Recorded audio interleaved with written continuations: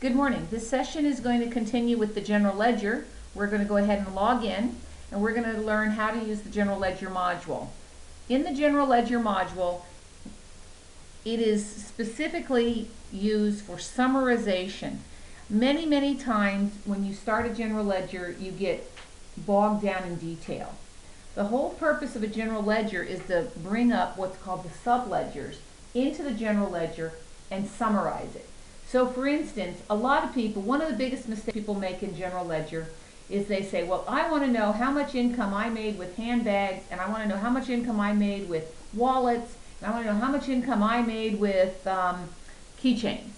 Well, it doesn't really matter for the General Ledger purposes because those figures can be drawn from what's called the subledger. In other words, from the sales modules, you can draw reports that'll give you the details of where all that income comes from. It's always better to simply bring it up as sales.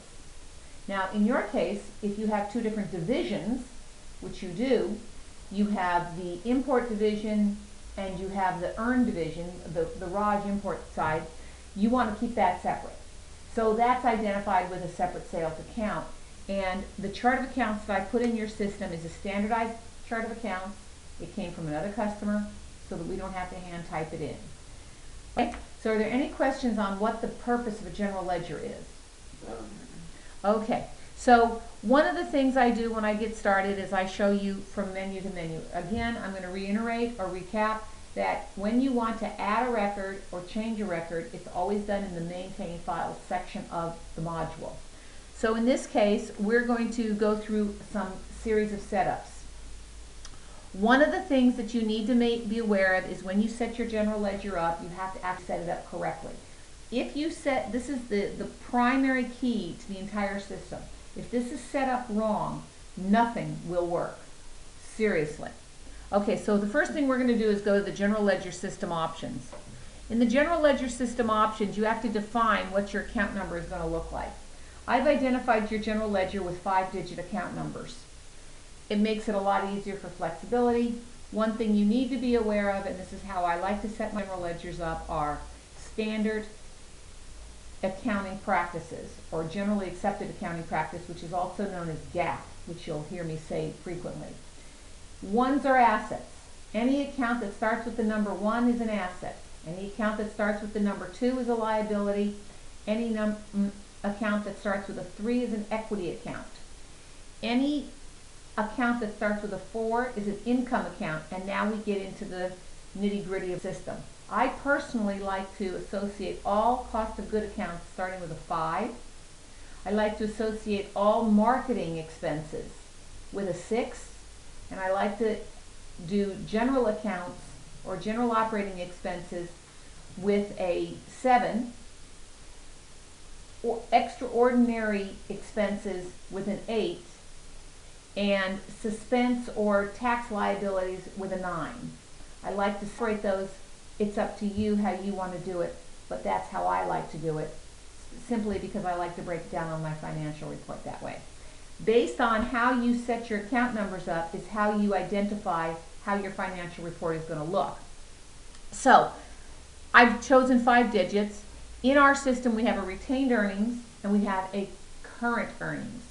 Current earnings are what your net profit or loss is for the year. Retained earnings, once you close the year, moves that amount into that account automatically at the end of the year when you close your year. You don't necessarily need to close each module at the end of each month. It can be closed at any time, and I highly recommend that the General Ledger be kept open 1 month in advance. So for instance, if you're closing the month of February in your sales order module, you would be closing your January General Ledger.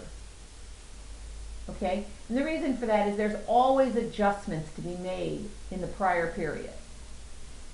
I don't recommend you close the year for the first 3 months in the General Ledger because you will always have adjusting entries until probably around March when you finalize your books.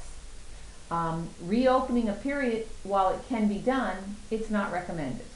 You can reopen a year. If you reopen a year or a period, you must go through the physical closing of that period again, so that all of the numbers get moved forward properly. And you'll see as we go through this that numbers that you move forward are called beginning balances, and they're in period 00. Okay, so here I'm identifying when my year ends. You're on a 12-month calendar year, so your year ends on 12/31/08. This is a journal batch number ticker so that it knows what the last batch number was and what to increment to the next one. This is how many years to store data. I put 99. You can put anything you want. This is how many months or periods there are in one of your calendar or fiscal years. I put it as 12. Some people use 13 and use that 13th month for their adjusting journals. You're not big enough to worry about that. And you're not going to be big enough for a long, long time, so I wouldn't worry about it. This is the current period that we're in. It says we're in period 5, which is May. And that's because I have not closed the general ledger for this company at this time because we don't have beginning balances in. We're going to want to put beginning balances in, then we're going to close the month of May, and we'll be in the proper period. This is, do your periods end on the last day of the month? Some people end their period on the 30th of every month or on the 26th of every month, and that's it. So if I had said no to this, it would pop up another box and says, okay, what is the last day of each one of your periods? Okay? This is asking me if I want to be able to output to Excel, and if I do, where can I find my Excel print? So it's just sort of mapping. Any questions on the general system defaults? Okay, so now we're going to go to the period end dates. This tells me what years I have in the system. So if I click on any one of them, it'll tell me the months that I have set up. So right now I've set you up through the year 2011. But let's say, for instance, it comes to 2011 and you're ready to go to the next year. To do that, you would hit F3, put the ending year in, 12/31/12, and what is the first day of the year, which is 01/01/12. The system will automatically ask you, well, do you want me to go ahead as the computer to set up your periods for you, or do you want to manually do it? Who wants to do it manually? Nobody. So I'm going to say copy the same number of periods from last year and create my periods. It'll automatically create it, and this turns out that this is a leap year. The year 1212 is 2012 is a leap year, so I need to come up here to February and change it to 29. Otherwise, it won't let me out of this screen. When I close a year, the system will automatically checkbox and close off the year itself. Here, closing a year is the same as closing. When you close December 31st of a year, that closes your year.